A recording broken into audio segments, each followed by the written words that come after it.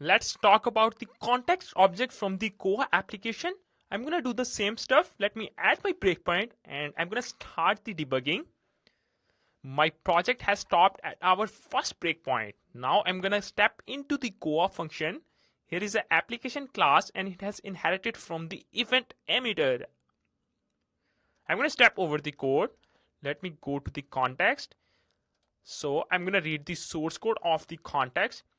It is just a simple object. Model.export, it is going to export an object, and model.export is equals to proto, because they want to use this proto object inside the application, inside this context.js file.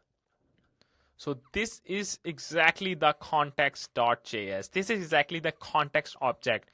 Here we have Koa request, and this is Koa response, and this is Koa application instance.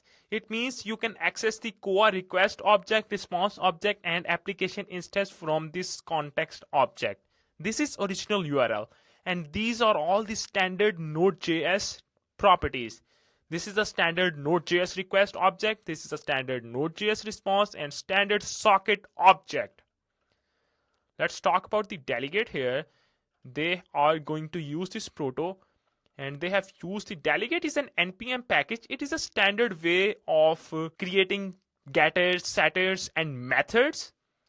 They have used the response, and they have put the proto, and here we have the response. It means now you can access these properties from the direct context object. It means if you want to access this attachment property, you have to do context.attachment. You don't need to use context.response.attachment. That is the magic of delegate. Here they have created the alias for the request object. Now you can access these property directly from the context object. If you want to access the method property from the request, you can do context.method, context.body, context.origin, context.url. Let me show you how can you access these properties from the request. What you can do, you can also do the same stuff, context.request.method and context.request.url.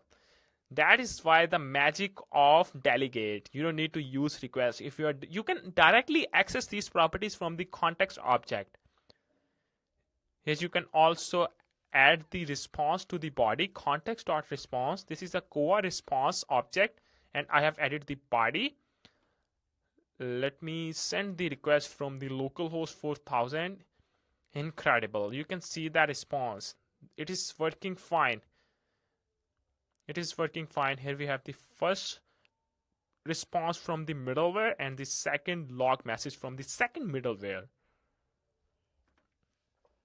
Let's talk about the delegate. If you go to the npm, and you will find the delegates. You can also search the delegates package as delegates, and they are using this delegate package. It is a standard way to define method, accessor, getter, and setter.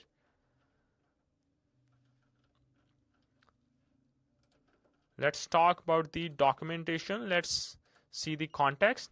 Here you can see that context, it encapsulates the node request and response object into single object. They have combined the request and response into single object. That is the context.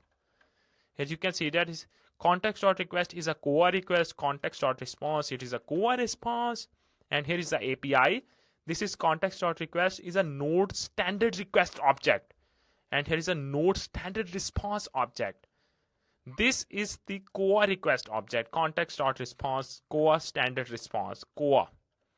And here is a state is a very useful property. You can share this user to whole application. I will show you how to use this context.state property. Here you can access the application instance reference. You can also get and set cookies. You can also throw the error. You can also handle error handling by using the context.throw method. And here we have the magic of delegates, request aliases. You can see that you can access all the request properties directly from the context object. Here you can see that here we have header, headers, method, and this is the response aliases. You can access all the response properties by directly from the context object. Context.body, context.status code, context.message. So this is the context.